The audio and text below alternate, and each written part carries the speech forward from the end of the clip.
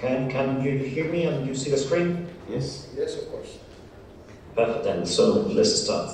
First, thank you very much for the organization of the conference, and apologies I can't be with you there in beautiful Volos today, although I really tried. My name is Arturo Rey da Silva. I'm a lecturer in heritage in the University of Edinburgh, and recently I've been elected co-chair of the Ocean Decade Heritage Network. And today I'm going to talk a bit about the considerations of underwater cultural heritage within many of the things that have been spoken today in reference to the ocean and the Ocean Decade. As many of you know, the platform Ocean Decade Heritage Network, or in short, ODHN, was established in 2019 as a response to the lack of cultural heritage insertion and consideration within many of the plans in the United Nations Sustainable Development Goals and the United Nations Ocean Decade for Development,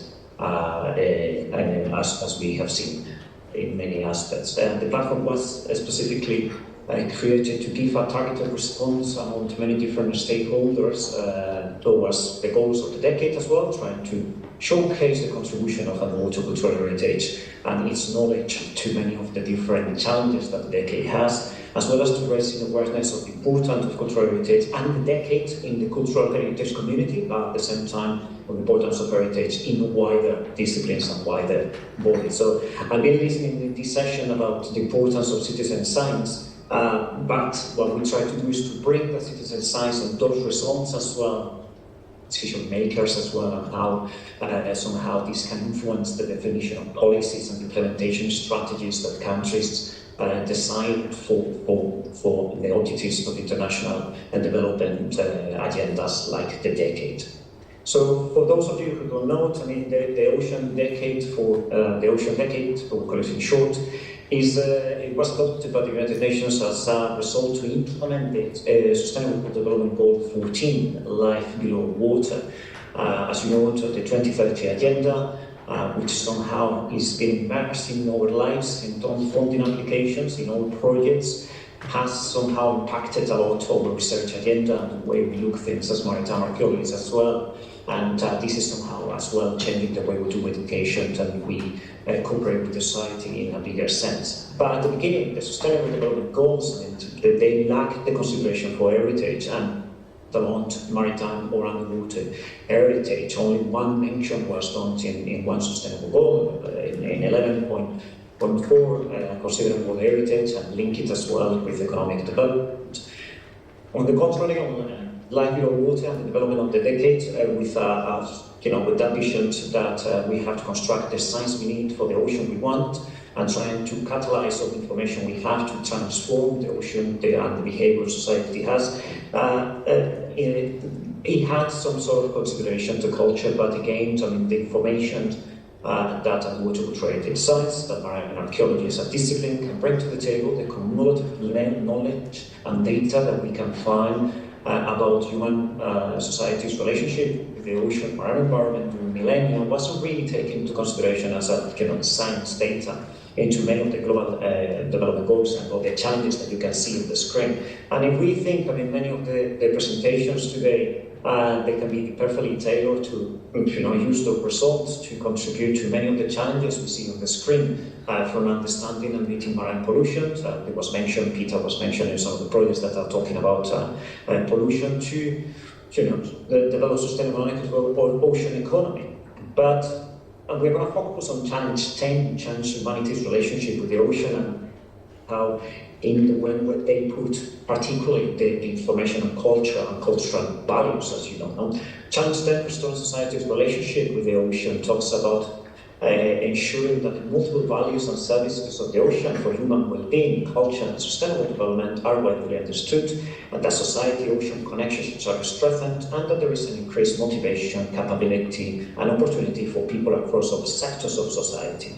So it's a very wider and topical, I guess, challenge to get, and they designed this map, particularly the implementation strategy of the Ocean Decade, on how the ocean is contributing to society and environment through producing education and that communication strategies that help changing behavioral attitudes in society and institutions in different type of levels. But at the same time, how to bring the knowledge that culture can capitalize to understand the importance of the ocean further. As well, I mean, those two challenges are somehow achieved also by the achievement of 10 or 7 outcomes, societal outcomes, that specifically tackles that relation between the society and the ocean. The one which is more linked to culture is that last one, an inspiring and engaging ocean, outcome 7, which aims to build a significantly broader understanding of the economic, social and cultural values of the ocean by society and the plurality of roles that it plays to underpin health, well-being and sustainable development. So I guess many of these you have heard before, but how this has influenced the way we do research, education, communication, or how the different policies that we had are modifying their own implementation strategies to fit better and to contribute to the decade. Since the inception of marine archaeology or the water archaeology, already in the 50s, 60s, or even for many earlier, but as a discipline today, as we see in the book in the right, edited by Ono Frost and Alan Fromm, I think, was that inception of a discipline that was taking shape in the 70s and was needed particularly to create a framework for protection. All the debates that happened in the 70s that included eventually some things of reference in the United Nations Convention on Law of the Sea, references to archaeological and historical objects in different international areas. But then further on, there were discussions in the Commission and the Council of Europe, and later on ICOMOS funded the International Council on the Water Cultural Heritage and approved the Charter Sophia for managing underwater heritage. All that opened the debates and the conversations was a creation of a specific convention in UNESCO, as we know, which is the 2001 Convention on the Protection of Underwater Cultural Heritage, which, as you know, creates a specific standards for underwater archaeology, promotes cooperation among the stakeholders and countries, makes a prohibition, explicit prohibition for commercial exploitation of underwater archaeological sites, and creates a specific mechanism to tackle underwater cultural heritage found in the different areas of the sea. I'm particularly interested in that one that is found in areas beyond national jurisdiction, beyond the exclusive economic zone, to be found in marine areas of the law of the sea. Today, and I think the workbench presented this morning, there are almost 80 state parties, which is a success and is on the growth as well.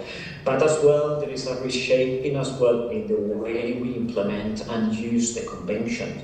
With the inception of the UN decade, we see how the 2001 Convention goes through an audit, and the audit results data that discourse of the Convention to align with communities, with citizens and also sustainable development, making a bigger framework, and created particularly a specific results framework in order to aim to measure the contribution of the Convention to sustainable development. So we see already some changes on the particular the Convention, and the elaboration of a theory of change for the Convention already in 2021-23 presented to the state parties, and last year, I think it's next year, the presentation of our results framework as well. As you can see, this is basically the main vision of what the Convention aims to, and the water cultural heritage are connected between society and the ocean, inland waters and associated ecosystem, and a driver for sustainable development towards the achievement of related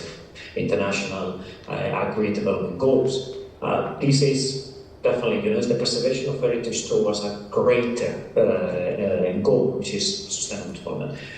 You have the 3 main outcomes that are expected to achieve, and you can see in the last outcome 3, we see how the importance of the decade is already present there. And also we are tailoring somehow all the protective measures that we have on the water heritage towards contributing to the different pillars of sustainable development. So here is already something interesting, and whereas a society and development is understood across all outcomes.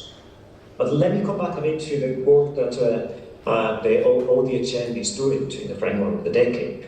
Recently, the launched the program Cultural Heritage Framework Program, which is currently hosted at the University of Edinburgh. It's led by Dr. Georgia Hawley, and it has the mission to transform ocean protection by incorporating heritage into ocean science. So all the debates that we have on ocean science, sometimes we feel that maritime archaeology is not really taken into consideration. So this program particularly is trying to get together different programs that are contributing to the decade with the utilization and harnessing to cultural heritage. The aim is the historical dimension of people's relationship with the sea will be integrated within ocean science and policy by the end of the decade.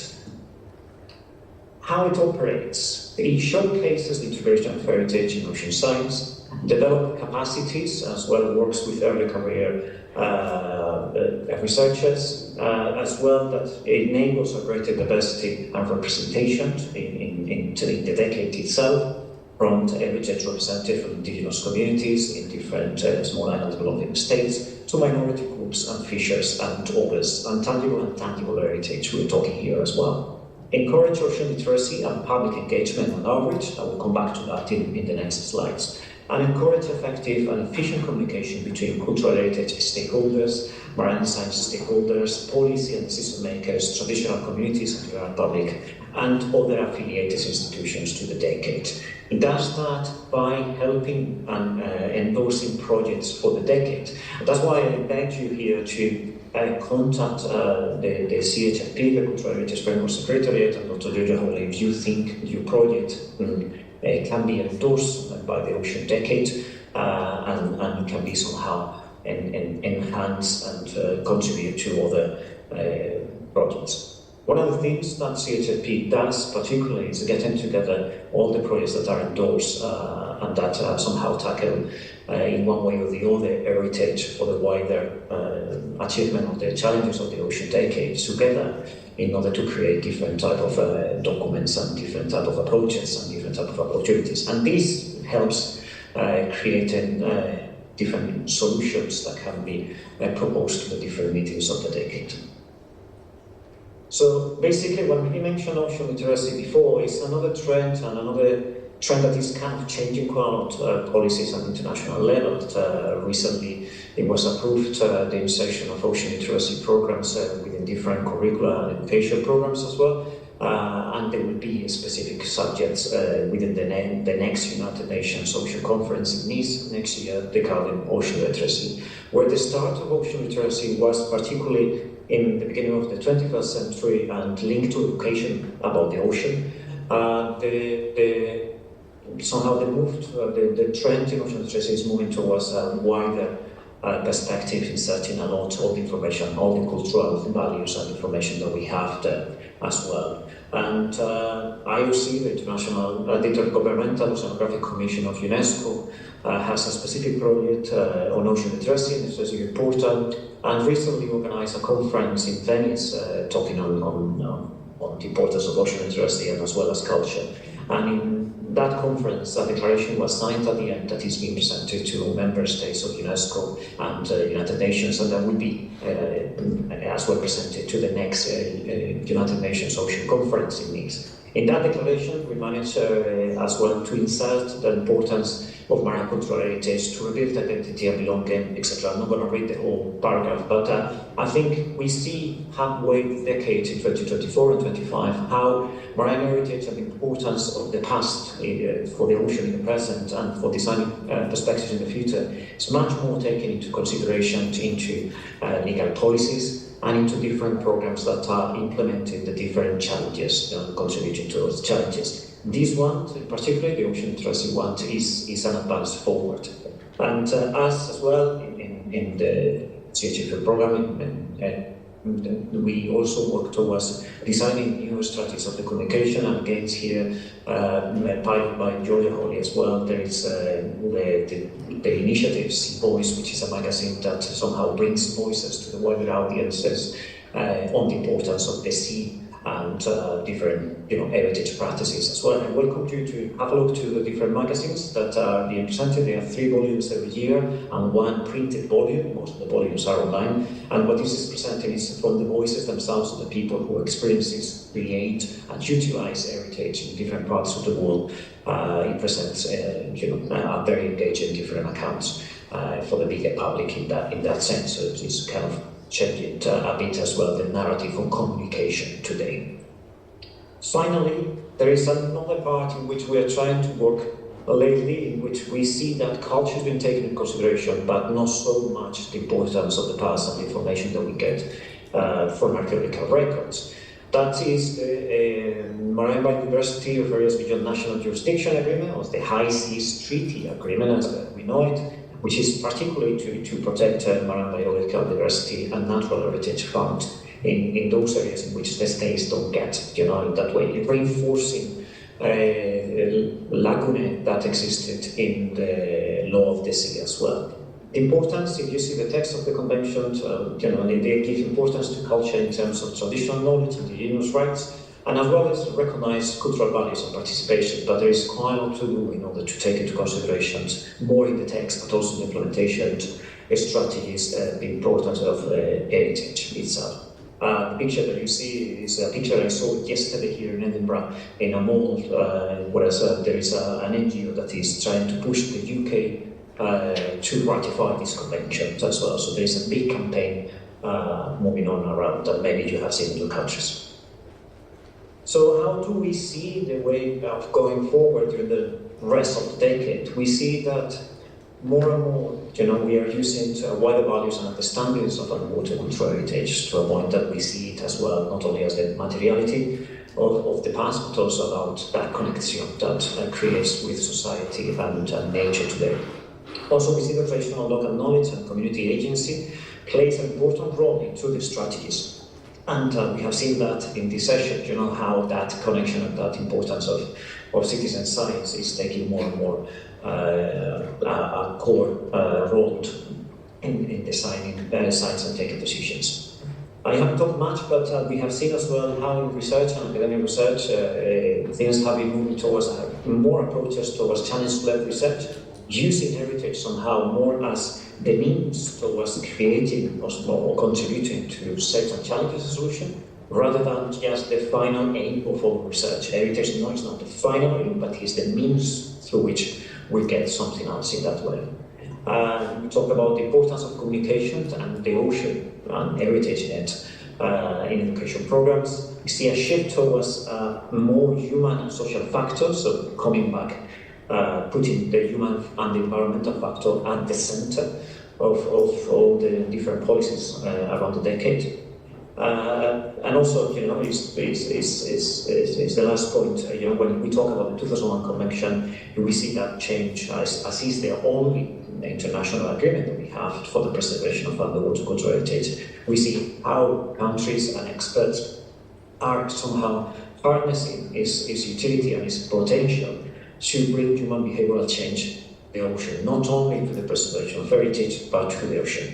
And I think that means I welcome you to please go into the websites of the Cultural Heritage Program and the Ocean Decade Heritage Network for more information, to sign up, or just to help yourself or your projects to be endorsed, so we can create a collaborative dialogue between all of us to better contribute to the different goals of the decade. Thank you very much.